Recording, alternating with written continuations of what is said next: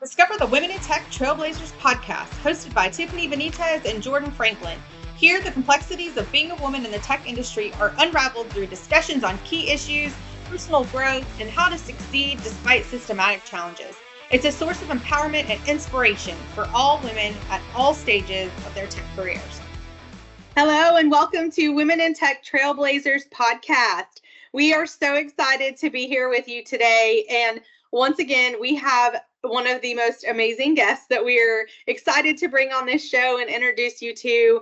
I will tell you, I love everyone that we bring on, but this woman and what she is going to share with you guys today, you're going to understand at the end of the episode, on why I'm telling you the power and influence that she has actually made on my life. And I don't even know that she knows all the ins and outs of this. And I'm sure along today's episode, I'll share more, but Namrata was my first woman leader in my career. And so it was very impactful in ways that I don't think she even really realizes. But I would like to give her the proper introduction. She is phenomenal. She's been with Walmart for 20 years. Across that time span, she's held various positions in both IT and the business.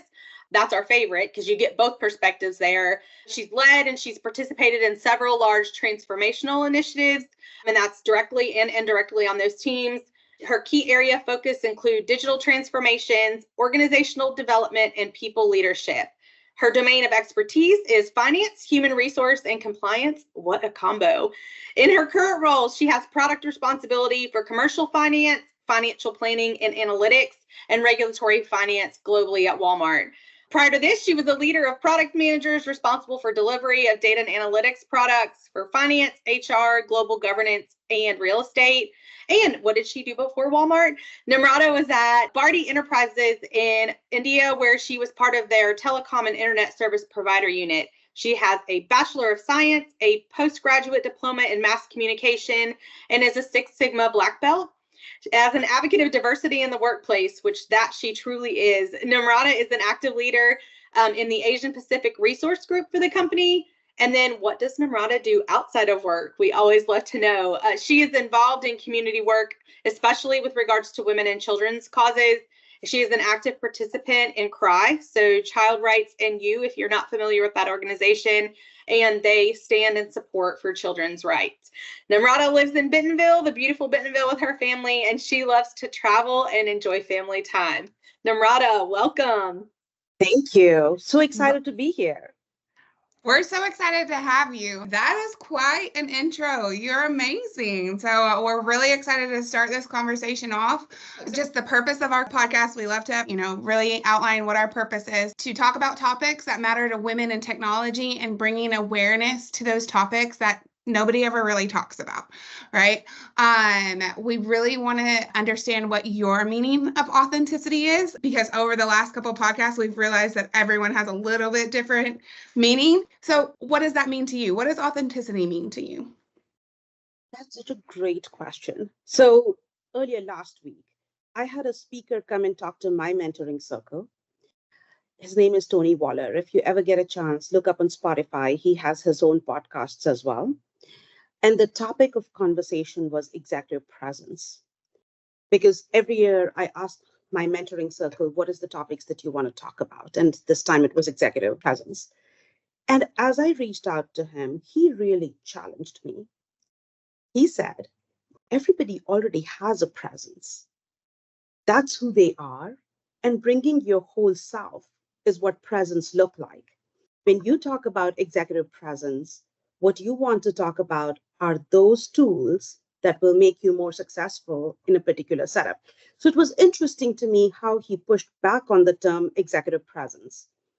Coming back to your question, authenticity for me is first respecting yourself for who you are. A lot of times in our own minds, we let ourselves feel less than, or we let ourselves feel like we have to be like somebody else. So the first thing is respecting your own self. And then the second thing is having the courage to bring your own self, 100% of it, with good and bad, strengths and weaknesses, all of it. Yeah. So that's what authenticity is for me, having the courage to talk about your failures. I think those are the things that people relate to in my mind.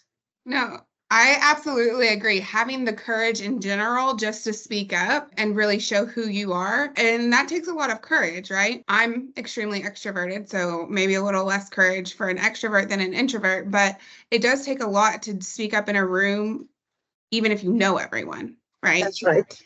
Yeah. That's No, right. It does take a lot of courage. I love that you said your whole self and that you did also hone into not just your pretty put together best. I think your whole self means even the pieces that maybe you don't want to share or be at that moment, because I think you give other women, people in general, but I think women in particular, you give them freedom and space to really show up and do the same. Right. I totally agree with you. And I think a lot of times I feel we put that pressure on ourselves more than anything else to be our best or to portray our best, like there is only one side of us. It really is bringing your own self. It is. Well, we heard your intro. You've got a long career and a lot of successes that you've picked up along the way. Some of the audience that we really try to hone into is people that are either just coming into tech or whether that's their first move or they're in other career fields and really have an interest in tech and how to come over. The reality is with 28% of us here, not everyone is clawing at the bit to come to a place where there's not many people there, right? Because they know that that's going to equal a lot of advocating, a lot of maybe being dismissed here and there, but you've had a phenomenal tech journey. And so I want to know, how did you get your journey started? Like, what was your entry? Did you, like, since you were a little girl, want to go into tech? Did you kind of just stumble upon tech? Or we heard someone last week say, I always knew I was going into tech. However, I ended up in a complete different area. So what did that look like for you? I wish I had a really glamorous story to tell, but I don't. Much like most young people, I was looking for a career that is a stable career, provides global opportunities, provides enough to be able to support a family. So it was more practical things in life. So that made me decide that tech was good for me. I was always involved in STEM-like areas, but particularly in tech, as I compared careers in different areas, it led me to think that if it was STEM-like places where I was going, building technology is one place that provided career opportunities at the time, not only in India, but globally. And interestingly, I wasn't as well read then as I am now. As you look at careers across the world, tech still continues to be one of those careers that does provide stability, that provides growth, creativity, allows you to experiment. I do feel like tech is a place where you can be whatever you want, depending on the kind of role within tech that you pick. So I really would tell people that if you like creativity, if you like to build things, if you like to experiment, if you like to push boundaries, tech, I think, is the place for you. Oh no, I absolutely agree with that. I think we don't harp on how creative technologists are, right? Like if you really sit there and think about it, a lot of them, like their part-time hobbies are in art, right? Yeah. Or some art field too, just because they express themselves in their tech, but they also express themselves in very creative ways as well. Just I have an art minor and then I went into tech, right? Art and chemistry were my major and minor. And then I went into tech and people are like, how'd you get there? Yeah. But it's because of that, right? Like you get to express yourself and people don't realize that. Through your tech journey, would you say that there were any major bumps in the road? You know, what did that look like? I think it's really good to explain to everyone, like everyone has failures, or I like to call them bumps in the road because I don't want to fail. Yeah. But yeah. It's interesting you asked that, and the timing is perfect. So recently, my name was in the hat for a role that I ended up not getting. And I feel those are the best lessons that you learn. So after I knew somebody else was getting that role, I took a round of all the leaders I was involved with at the time, asking for feedback. That if a similar opportunity comes again, how do I work through it? But what was missing for me? Different people gave me different perspectives. And a lot of that perspective was around that a hiring process is circumstantial. It's not just what you bring to the table. It's about who else is in the applicant pool and all of that. But through this process, one very fearless leader also told me that you have to recognize that you're fighting against a perception that you're less technical as compared to everybody else just because of the bias that this ecosystem has. So with every opportunity you get, assert yourself even more, assert your technical skills even more. One, I appreciated the feedback. Second, I appreciated the courage to be able to say something like that. So I think you call it bumps in the road. I call it learnings. You know, it goes in a zigzag. You go high, you go low, you hike. It's a journey, just like any other journey. So you were talking a little bit ago about what do I want to say for women who are trying to enter the ecosystem, the technology ecosystem. I will tell them it's hard. Come into it knowing it's hard because it's worth it. So my ask of them would be recognize that there is a mindset that already exists and you are working uphill towards that mindset. You will find a lot of allies along the way, just like you will find challenges. And I've been one of those lucky people that have surrounded myself with the allies, and I somehow silenced the voices that I don't like. So that's what I would say. Those statistics will tell you that, men is to women, I think you said 28%, almost one, 26%, almost 1:3. Around 35 years of age, a lot of women leave technology as a career. And that's because their probability of getting into management roles is so much lesser than that of their male counterparts. And then that ratio becomes even lower in executive positions. So I would ask people to come into the tech ecosystem knowing that is the environment, but also knowing that you can make a difference. And there will be people there to support you. I love that because, Jordan kind of asked about the bumps in the road, but the next place we were really going is around the truth of it is that there is gender bias, right? And it doesn't matter what company you work at in the world. It's not relevant to the company, right? It's just a reality for the line that we are currently in of work. And we talk about that not in a way to necessarily complain about it or feel icky about it. We talk about it just because of what you said. Awareness, right? You need to know what it is you're walking into. So that should not be, ladies, your reason to not step in, right? Because we are as women, we are extremely risk averse. We don't want to step in the uncomfortable places where maybe we are the only one, right? But by doing that, number one, we're not paving the way for our next generation. We're not setting an example for our daughters or for other ladies coming up to say that there are people that look like you.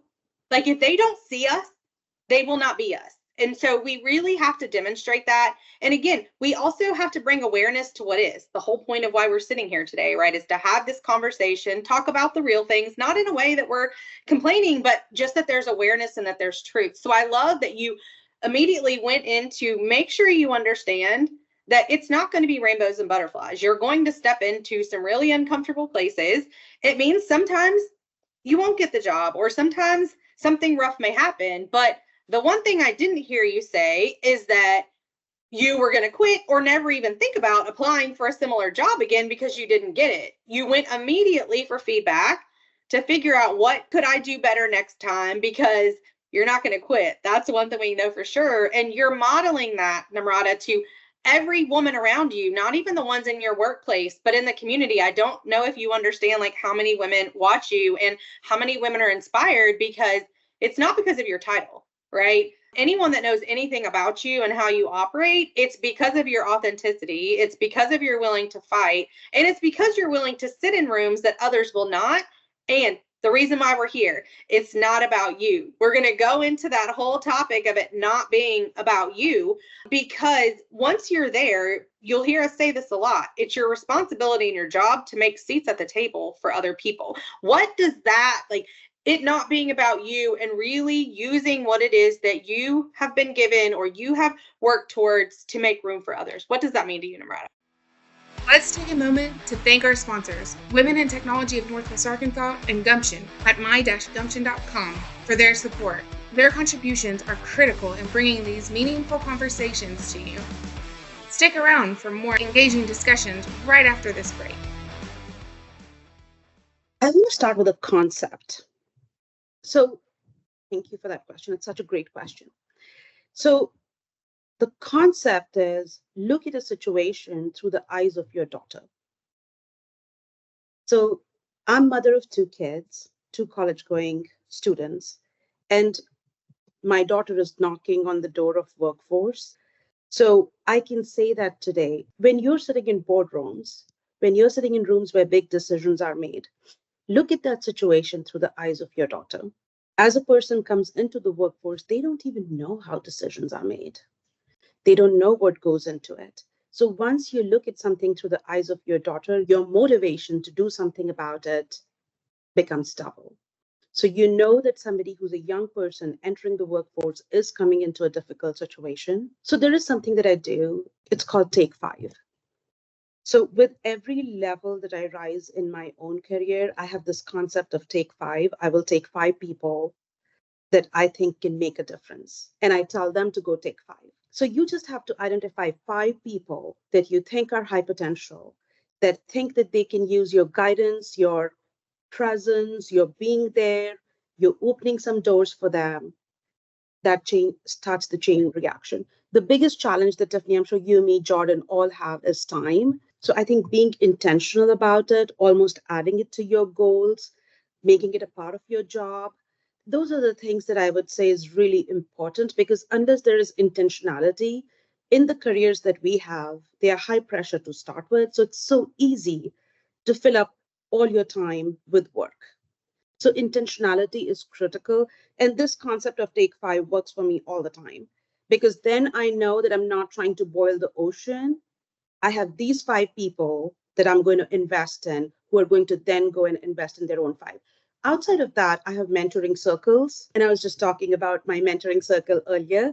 So outside of that, I have mentoring circles. There are things that I try to do in the community. Those things that we take for granted working in big corporations. Like if I want my resume reviewed, I have resources within the company to do it. There are people out in the community that don't have that. So becoming a sounding board for them.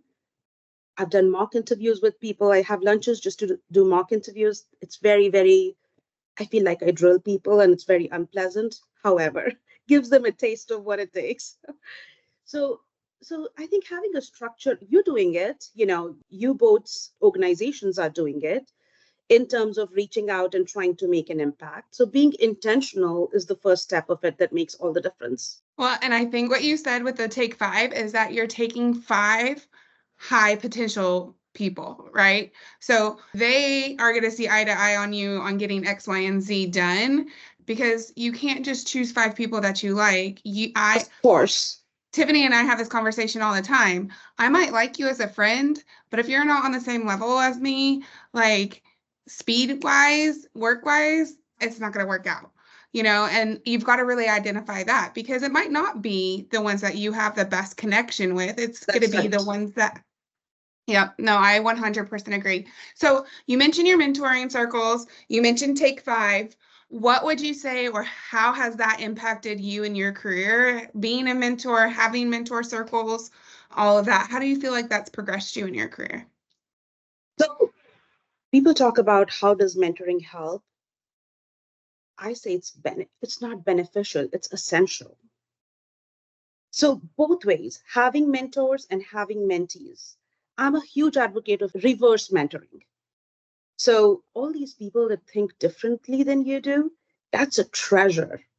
I feel an hour-long conversation sometimes is equal to 2 weeks of reading, just because you get to peep inside somebody else's mind who has their own reading, their own knowledge base, and so on.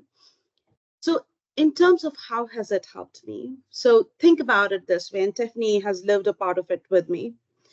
So I feel like there are some pivotal points to your career when you go from an individual contributor to a manager, when you go from a leader to a senior leadership role, when you go from a senior leader to an executive leadership role. There are a few pivotal points. I think transitioning countries, coming from India to here, I knew I needed a lot of help because the work environments were totally different. What gets valued is somewhat similar, but a lot different as well. Going into my leadership role, I spoke about it once before. When I became the first time manager, I realized I was not a very good leader because I was still focused on finding the right answers or being the first to find the answers and so on. And that was a period that, if not for my mentors, I would have either got stuck or gone down. So that was one pivotal point when I feel like my mentors lifted me and took me to the next place. They were very direct with their feedback. I still remember I once went out for lunch with a mentor and cried at the restaurant because of all the feedback she gave me. Because it's people of that kind that really make a difference. She took an hour and a half out of her time, paid for my lunch, gave me feedback. But those are things that really make a difference. People who invest in you. It's not always pleasant conversations only, but it's also the tough love we get from them. And in terms of reverse mentoring, I would on any day surround myself with a group of people that have just entered their career more than anything else. Yes, I love that. And there's something that I thought about as you were speaking is that, let's just be real. I don't think any of us love to hear the things that we actually really need to work on or do better. But what I think we need to do is start framing and reframing, maybe that's actually the best word, our minds to actually seek that out. Like if you think you have it all perfect and together, you're missing something huge, right? And not just for yourself, but for the people that are being sent along your path to impact. Like we all have room to grow. And so you have to be willing to receive that. You talked about the reciprocal relationship in mentorship. And that's actually really, really powerful and important to know that number one, you both learn and grow from each other. Number two, you have to be willing to hear and receive on either end of that, what's working, what's not working, where there's feedback. And I encourage people to go seek that. I actually remember, I'm going to be honest with you, like when I worked under you, there was this really uncomfortable thing that you did, but like looking back on my career, I actually encourage people to do the same. But at that point in my career, like 10 plus years ago, right, didn't feel right. And I remember you always encouraged us. It wasn't mandatory, but when we went to any large setting, like into a big meeting, an all hands or something like that, you always encouraged us to ask at least one question. And some of us were like, I don't want to ask a question in that big room with all those people, but what you were actually trying to encourage us to do is, number one, to focus in on what, I don't want to speak for you, but this is what I got for it out of the end, is that it forced me to focus, number one, on what they were talking about. It's very easy to get distracted by all the other things going on. Mostly we have our laptops with us in those rooms. But if you're focusing in because you need to figure out, hey, what am I getting out of this and how to kind of provide feedback.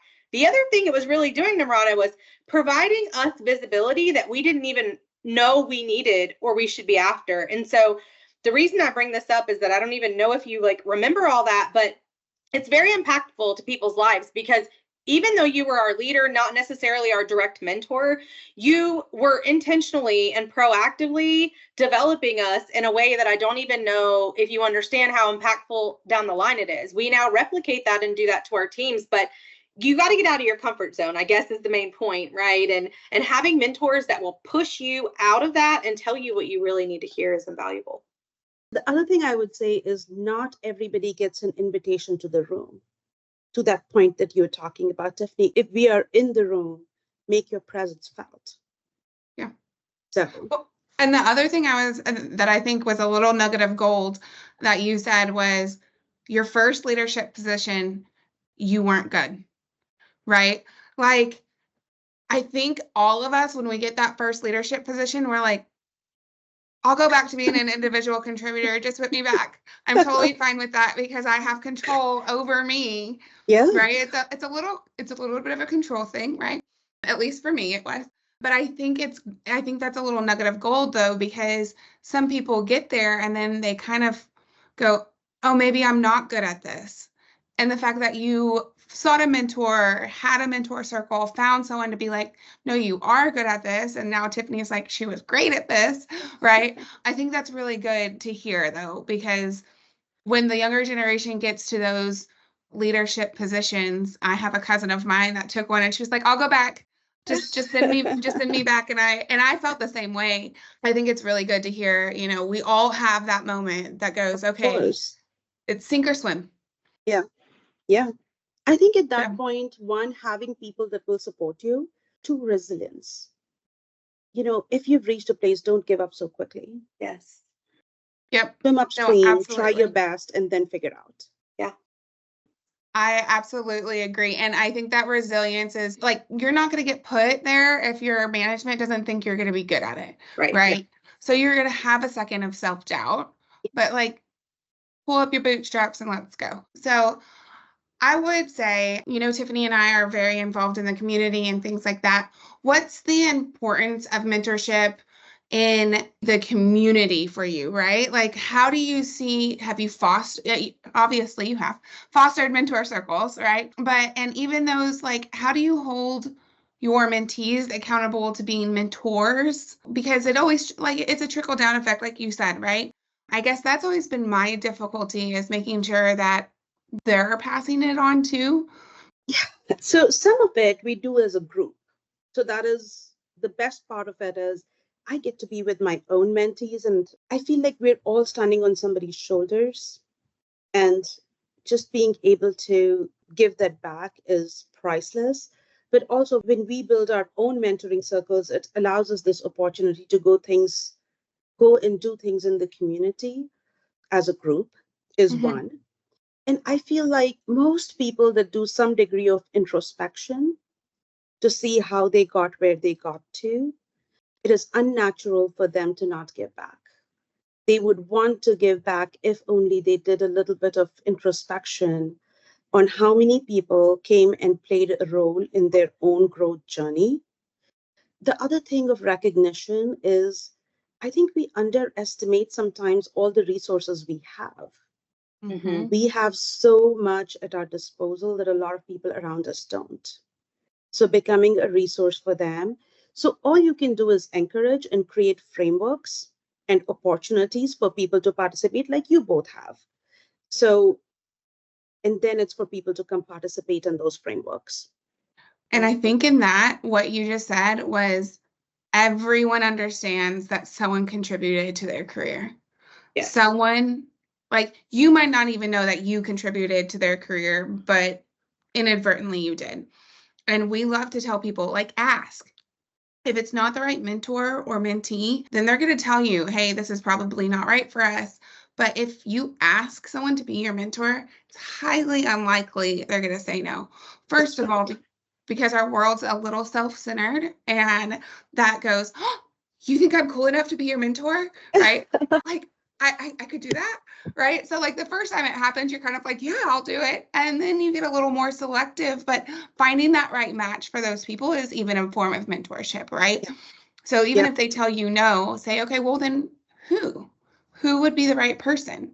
Because it is all about having the right match there.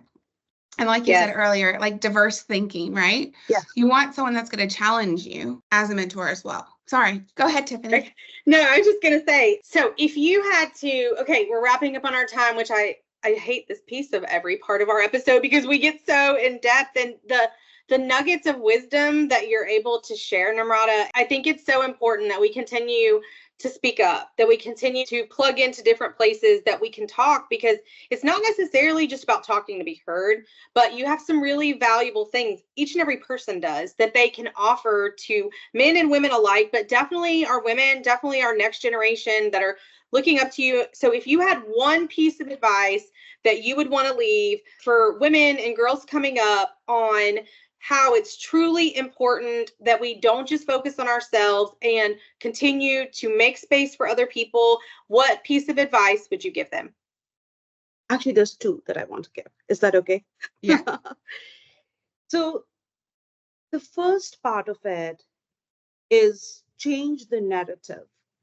There is a lot that gets said about how to dress, how to show up in a room, and those things are so important. There is not enough that gets said about be really good at what you do. So add that to the narrative when you talk about how do you show up and so on. The other thing, even today, we talk about being opinionated as a bad thing. Change the narrative. Tell people to have an opinion, and then find your voice to share your opinion. We are a thought leadership business. We get paid to think and create solutions. And if you don't have an opinion, you cannot do those things. So my ask would be change the narrative. I love it because I love it. I think this is another thing that we kind of stand on is that I really do a lot of what I do because I've kind of believed what I've been taught all along. That's verbally, subliminally, that's like not my parents, it's just life in this world. But I believe that a lot of it is actually not real. And why I think that is that it's not beneficial in helping anyone, right? What I see is that we have a lot of people coming in, like we as women fight so hard to get everything we have. We really end up not knowing anything but fighting. So then I say it a lot, but we're like baby autoimmune diseases. We start fighting even the good things. And so when that happens, you achieve something really great by yourself, but you will achieve more things together. And so really changing the narrative, to your point, start making it different. Start talking about it different. Start making space for other people to see that it works being done different. Like we don't have to compete and be petty and like be the only one that's shining. Like we can shine and make more seats. And I love that you said that because we will have to change the narrative. We will have to unlearn some things. And if we're willing to do that, I think there'll be a multitude of changes coming for our next generation. I agree. Absolutely. Well, Namrata, we've had a great time having you on this show. I'm so excited that you said yes and you were on here. We will, Tiffany always does her wrap up. So we just wanted to say thank you. And I hope everyone listens and subscribes or likes, and we can get our speech out there to everyone to hear, because I think it's so important to understand the power you have and you hold on someone else's career and life. Right? Like, I know that sounds crazy, but it's mentorship. You can choose to do it or choose not to do it, but somewhere down the line, you're going to say something that's going to be impactful to somebody. So just thank you. Yes, thank you for inviting me. Yes, thank you so much for coming. Thank you, listeners, for tuning in. We will have Namrata's information pop up at the end of the episode, so you can follow her on LinkedIn. We're just super grateful to each and every one of you. We'll be collecting some feedback soon on just like other topics that you guys are really wanting to hear. So stay tuned, subscribe, and we'll talk to you guys soon. Thanks. Well, that's a wrap. Another episode of Women in Tech Trailblazers podcast. Thanks for tuning in and sharing this time with us. If you liked what you heard, please share this episode with your friends in tech. And don't forget to subscribe to our podcast. Your support helps us keep bringing in inspiring guests and uncovering topics that matter to you. Until next time, keep pushing boundaries and making your mark in the tech world. Goodbye for now.